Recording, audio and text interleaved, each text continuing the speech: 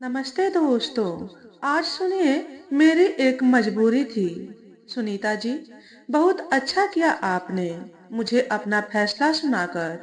आखिर मुझसे बदला ले ही लिया आपने, मेरी मोहब्बत को ठुकराकर और कनाडा में जाकर बसने का फैसला लेकर।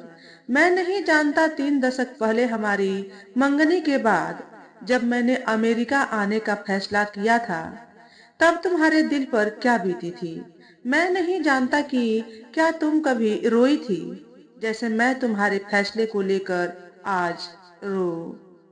आनंद ने सुनीता को अपने संदेश में फिर लिखा था। सुनीता जी, आप भली भांति जानती हैं कि मेरा फैसला मेरी एक मजबूरी थी। मैं उस समय भी शादी करने के अपने दायित्व से हरगिज नहीं भागा था। मैंने तो शादी को स्थगित करके कुछ और समय की मोहलत ही मांगी थी। फिर क्या हुआ, तुम अच्छी तरह से सब जानती और समझती हो। हाँ आनंद, मैं जानती हूँ। और मैंने अपनी शादी के बाद यह महसूस किया कि तुम एक सच्चे और ईमानदार इंसान हो। जानती हूँ कि उस वक्त जो भी हुआ एक गलतफहमी का नतीजा था। मेरे मम्मी पापा ने तुम्हारे अमेरिका जाने के निर्णय को शादी न करने का एक बहाना समझा। और उस उम्र में, तुम जानते हो, मैं तो मम्मी पापा का विरोध करने की कल्पना भी नहीं कर सकती थी। इसीलिए शादी के बाद सभी पारिवारिक खतरों के बावजूद भी मैं तुमसे जुड़ी रही, सुनीता ने स्पष्ट किया। सुनीता की बात वजनी थी और उसने अपने बात की सच्चाई को ही दोहराया था। लेकिन अब हालातों ने फिर अपना रुख बदला है। आप जानते हैं मेरी जिंदगी में क्या भूचाल आया है। मेरे पति के अचानक निधन के बाद हमारा सब कुछ बिखर गया है। उधर भरे घर को ताला लगा पड़ा है और बच्चे इधर कनाडा में स्थापित होने में लगे हैं। ना चाहते हुए भी मैं यहाँ बेघर सी पड़ी हूँ। बच्चे मेरा बहुत ख्याल रखते हैं, लेकिन कनाडा में मेरा ही दिल नहीं लग रहा। बच्चे भारत में अब मुझे अकेले रहने नहीं देते और विदेश के माहौल में मैं घुटी पड़ी हूँ। अभी तक तो मुझे यहाँ की ठंड और मौसम भी रास नहीं आया। न जाने इस समस्या का क्या हल है। मैं नहीं जानती। जानता हूँ मेरे मम्मी पापा का भी यही हाल था। वे अमेरिका में आते बाद में थे और वापस भारत जाने की बात पहले करते थे। तुमने देश और विदेश में भेद की एक बहुत सुंदर तस्वीर खींची है। हाँ, एक बात और, शायद तुम सहमत होगी कि बच्चों के पास रहने और अपने घर में अपनी स्वतंत्रता से रहने में भेद है और इसका आनंद भी कुछ और है। लेकिन तुम्हारे सामने तुम्हारी जिंदगी का एक लंबा सफर पड़ा है। जो गुजर गया सो गुजर गया, लेकिन पिछले कल को लेकर तुम अपना आज तो कूड़े में नहीं डाल सकती। तुम ठीक कहते हो आनंद, लेकिन अभी मैं फिर से शादी करने जैसा इतना बड़ा निर्णय नहीं ले सकती। मुझे थोड़ा समय दो, सोच कर बताऊंगी। सुनीता ने बात स्पष्ट करते हुए फिर कहा, सारी जिम्मेवारी मेरे सिर पर आ पड़ी है। मेहरा साहिब थे तो वे ही सब कुछ करते थे। उनकी अनुपस्थिति से बौखला ही गई हूँ। मुझे समझ नहीं आता कि मैं कहाँ से शुरू करूं और कहाँ खत्म। कहते कहते सुनीता का गला भर आया और उसकी आंखों से आंसुओं की धारा बह निकली। मैं तुम्हारे दुख को समझता हूँ, आनंद ने अपनी हमदर्दी जताई। ऐसे मौकों पर उसके पास शब्द कम पड़ जाते थे। इसके बाद दोनों काफी समय तक बातें करते रहे। आनंद से बातें करके सुनीता का मन हल्का हो गया था। वर्षों तक वे दोनों भले एक दूसरे से अलग रहे हों, मगर उनके दिल एक दूसरे के बहुत करीब थे।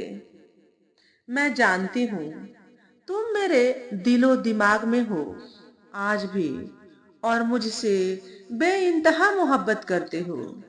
मैं भी तुम्हें चाहती हूँ, लेकिन आनंद क्या किया जाए अगर तुम मेरी और मैं तुम्हारी तकदीर में न हो तो।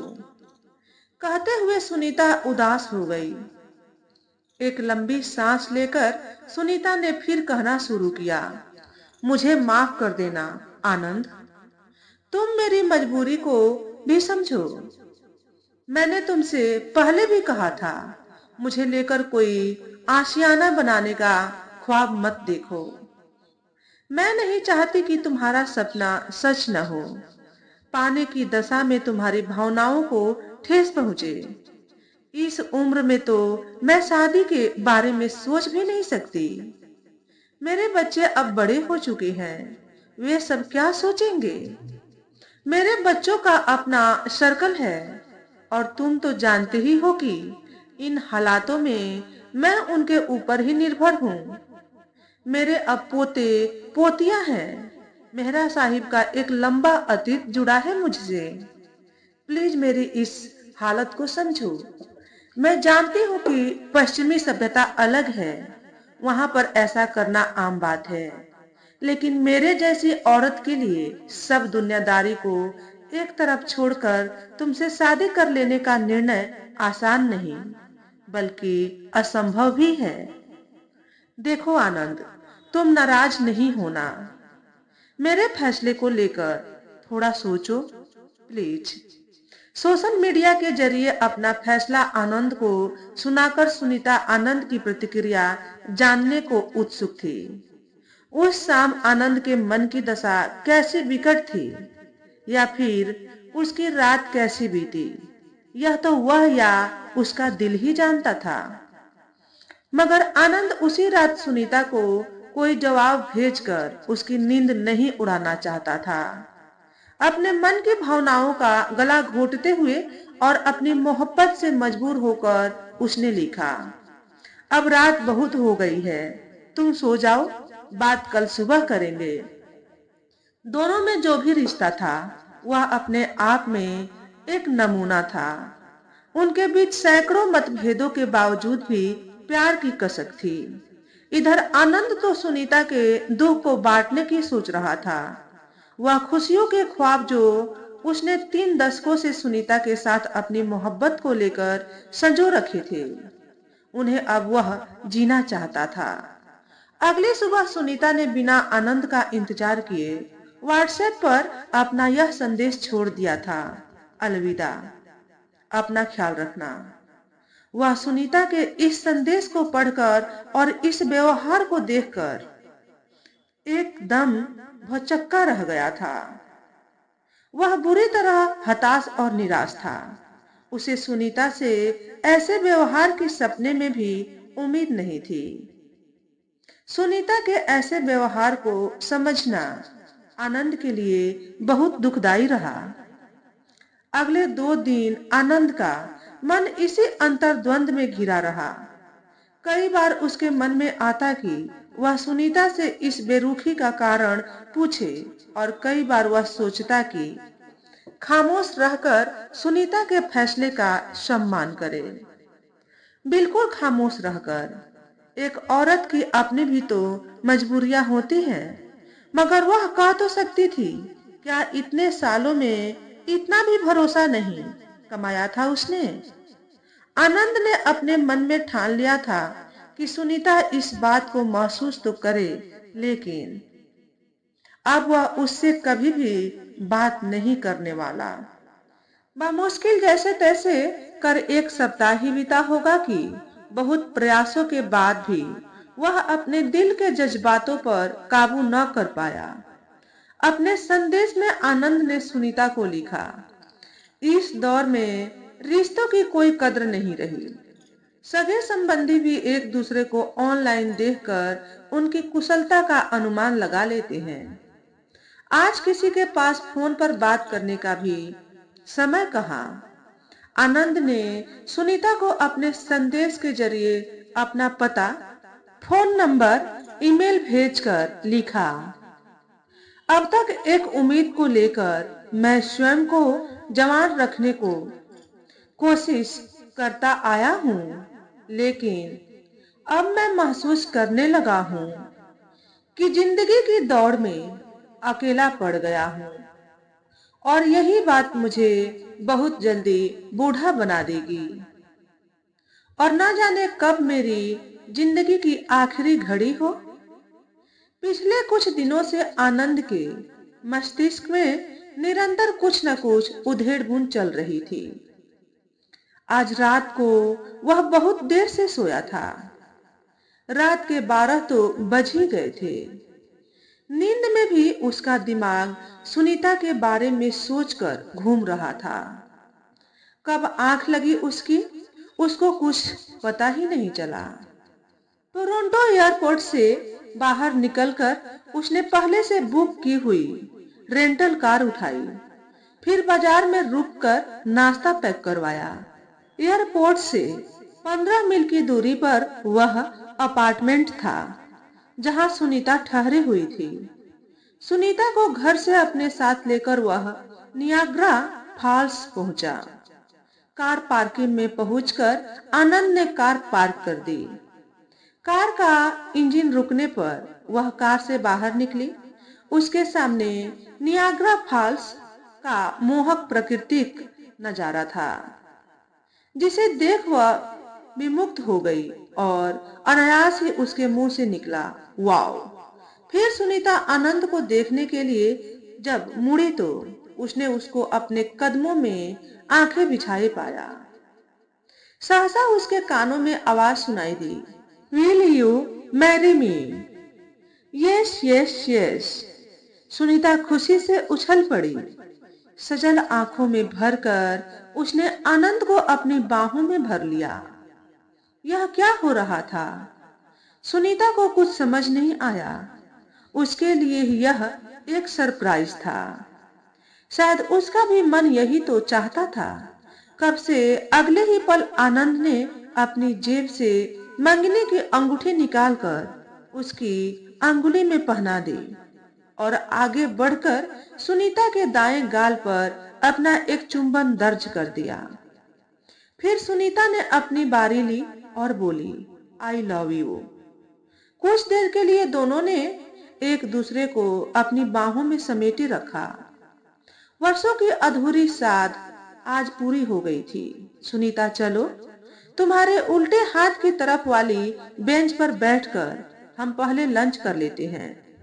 बाद में नियाग्रा फॉल्स देखेंगे और बोटिंग भी करेंगे।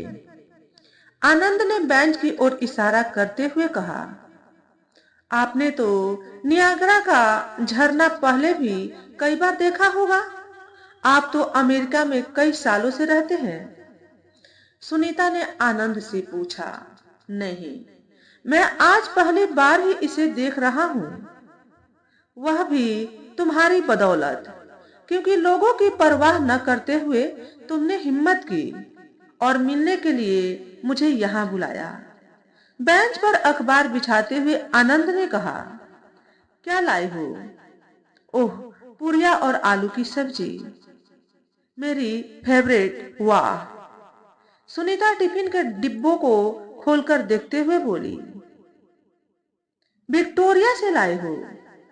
उसने फिर पूछा, नहीं, मैंने आज सुबह तुम्हें घर से उठाने से पहले टोरंटो की मार्केट में रुककर इन्हें पैक करवाया था, आनंद ने कहा और सुनीता के जवाबी रिएक्शन को भांपने लगा।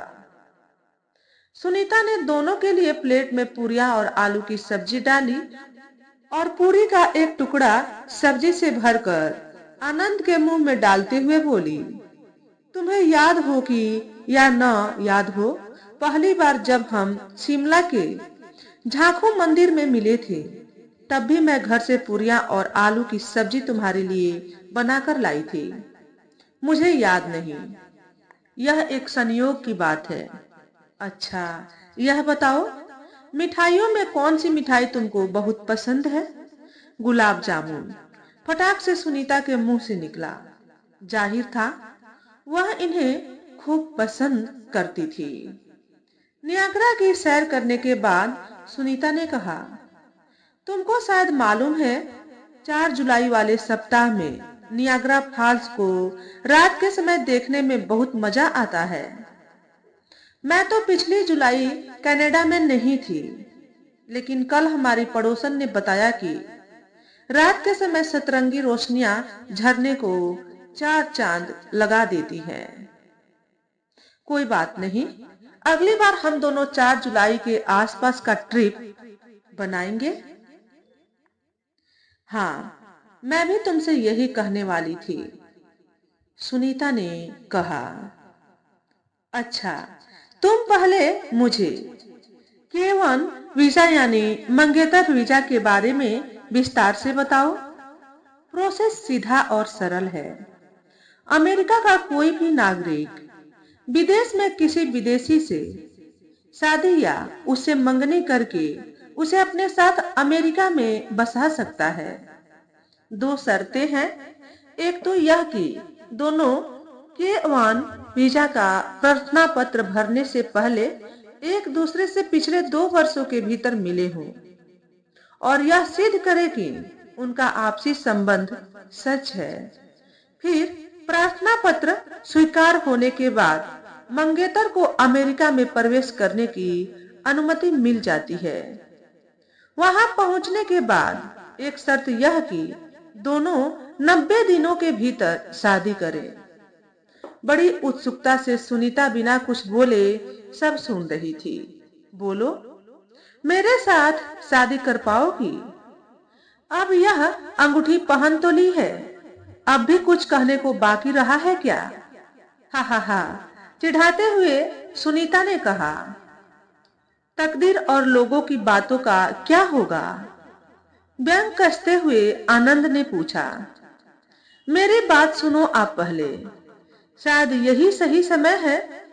और तकदीर भी। याद करो, मैं कहती थी ना कि वक्त से पहले पत्ता भी नहीं हिलता। ना ना ना ना, तुम मेरी बात सुनो पहले। आनंद ने सुनीता की नकल करते हुए उसे चिढ़ाया था।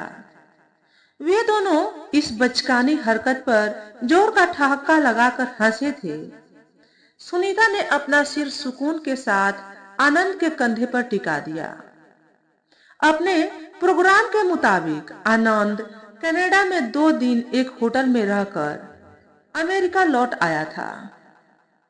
समय बीतते देर नहीं लगती, समय को जैसे पंख लग गए थे। इंतजार की घड़ियां खत्म हो गई थी। सुनीता को मंगेतर वीसा मिलने के पश्चात आनंद के पास आने की अमेरिका सरकार की अनुमति थी। आज सुनीता की फ्लाइट शाम के 4 बजे ह्यूस्टन एयरपोर्ट पर आ रही थी।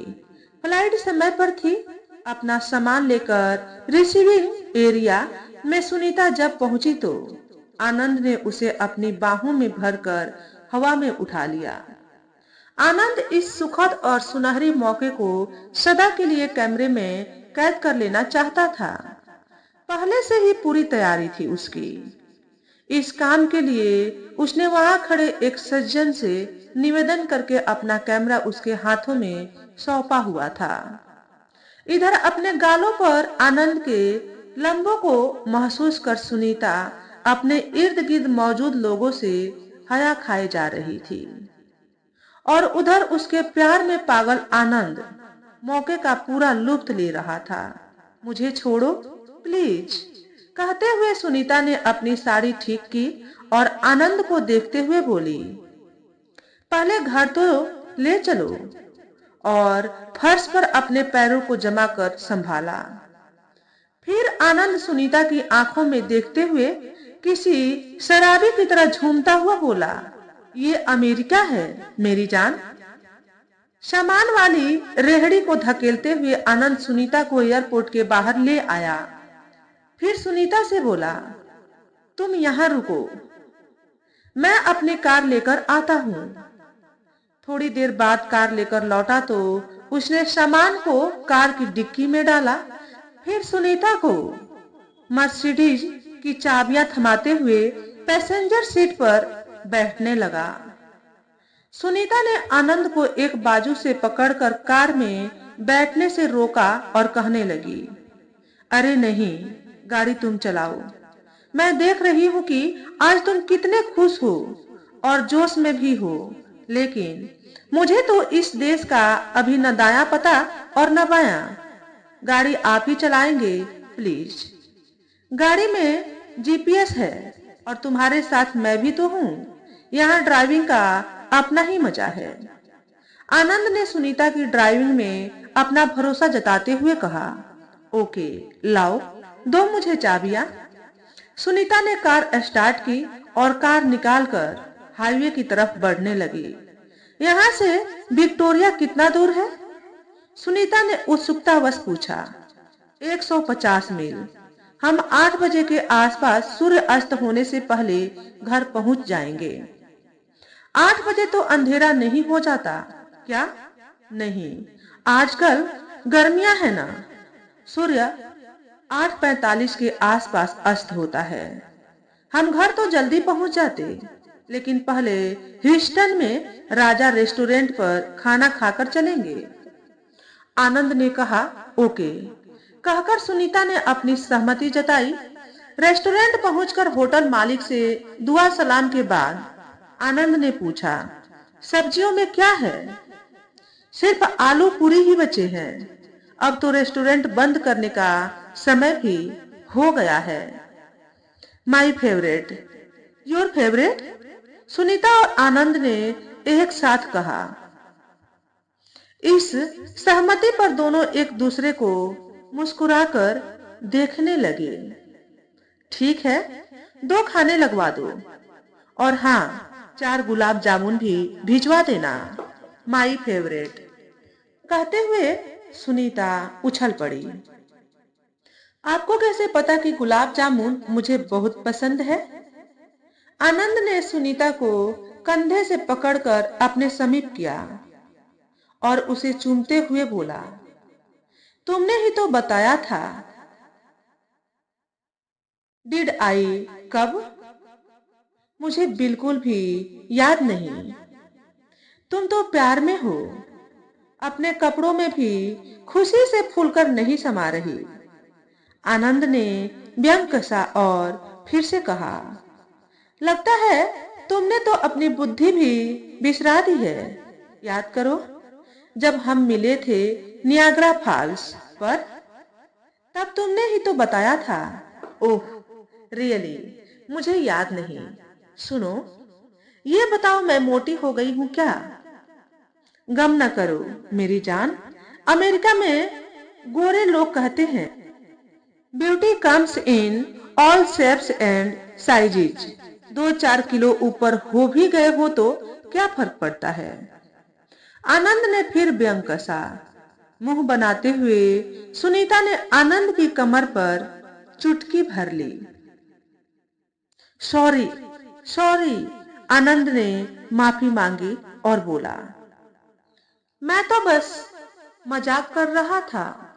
खाना खाने के बाद दोनों फिर कार में सवार हो गए। अपनी कलाई पर बंधी घड़ी में समय को देखते हुए आनंद ने सुनीता से कहा, 6:30 हुए हैं। यहाँ से घर का सफर ठीक 1.5 घंटे का है। 5 मिनट पर हाईवे 59 साउथ ले लेना, सीधा विक्टोरिया में घर को ले जाता है। ठीक है, मुश्किल आई तो आपसे मार्ग पूछ लूंगी। वैसे मार्ग सीधा ही लगता है। हाँ, तुमने बिल्कुल ठीक कहा।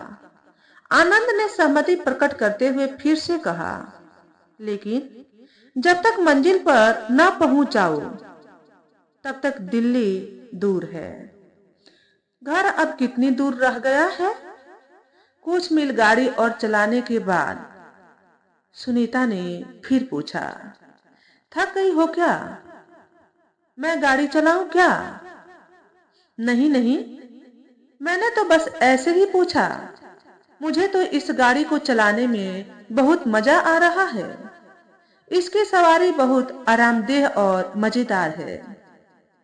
मुझे कई गाड़ियां चलाने का मौका मिला है, लेकिन इस गाड़ी के सवारी की बात ही अलग है।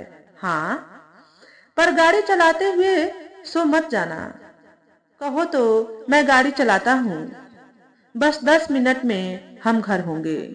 ओके, कार चलाते नहीं सोऊंगी। आनंद को सुनीता ने यकीन दिलाया। इस बीच आनंद की आंख लग गई थी। कुछ क्षणों बाद सुनीता ने आनंद से फिर पूछा, सुनो, कार के डैशबोर्ड में यह क्या संदेश आने लगा है? Take a coffee break. लगता है तुम्हें झपकी लगी, यही कार बता रही है। कार में लगे सेंसर्स ने कोई अचानक झटका महसूस किया होगा, आनंद ने स्पष्ट किया। नहीं, गाड़ी रोको, गाड़ी रोको सुनीता, आगे देखो लाल बत्ती है। आनंद लगभग चिल्ला उठा और फिर एक बड़ा धमाका हुआ और आगे से आते हुए भारी भरकम ट्रक ने कार को अपनी चपेट में ले लिया। पसीने से तरबतर आनंद घबराकर बिस्तर पर उठकर बैठ गया। वह सुनीता को इधर उधर देखने लगा, मगर जब आसपास की चीजों को देखा तब उसे एहसास हुआ कि वह अपने घर में है। सहसा उसने अपने हाथों को ऊपर उठाया और बुदबुदाया, अच्छा हुआ, यह एक सपना था। लेकिन ना जाने अगले ही पल उसे क्या हुआ कि उसने समय का भी ख्याल न करते हुए सुनीता को फोन ही लगा डाला। हेलो, क्या हुआ आनंद? मैंने मना तो कर दिया था तुम्हें। सुनीता बोली। कौन है दादी? पास में लेटी पोती ने पूछा, जो 20 साल की हो चुकी थी। अभी बहुत भयानक एक्सीडेंट हुआ। तुम गाड़ी चला रही थी और मैं तुम्हारे साथ था। तुम ठीक तो हो ना? वैसे ये एक सपना था, पर मैं सपने में भी तुम्हारे लिए बुरा नहीं सोच सकता। आई एम सॉरी, तुम्हें इस समय डिस्टर्ब किया। और सुनीता की आवाज सुनकर आनंद के दिल को तसल्ली मिली। फिर उसने फोन काट दिया। कौन है दादी, जो सपने में भी तुम्हारी इतनी केयर करता है?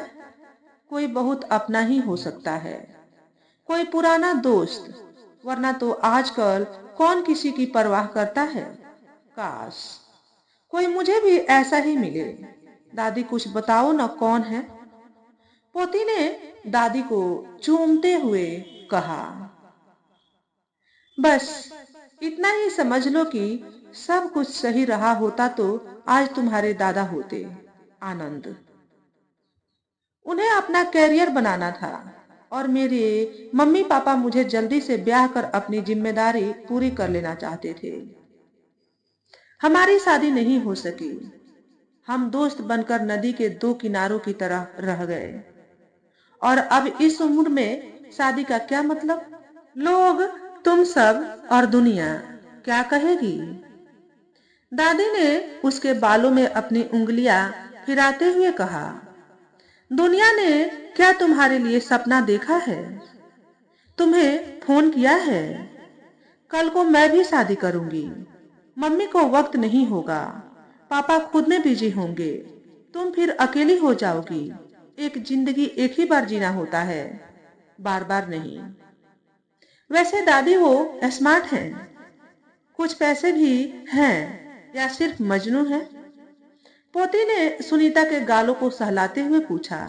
हट पागल, स्मार्ट है, पैसे, गाड़ी, मकान सब कुछ है।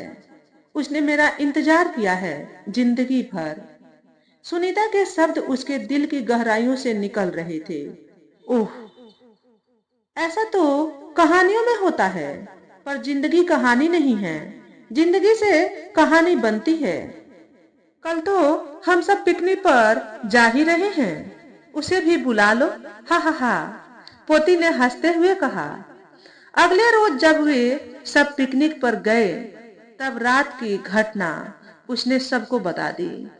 पहले तो सबको आश्चर्य हुआ ये सब जानकर, और जल्दी ही बेटी की बात सुनकर वे तीनों कुछ बातें करते रहे और हंसते हुए सुनीता से पूछा, माँ, क्या ये बात सही है कि उन्होंने शादी नहीं की अब तक और आपका इंतजार कर रहे हैं?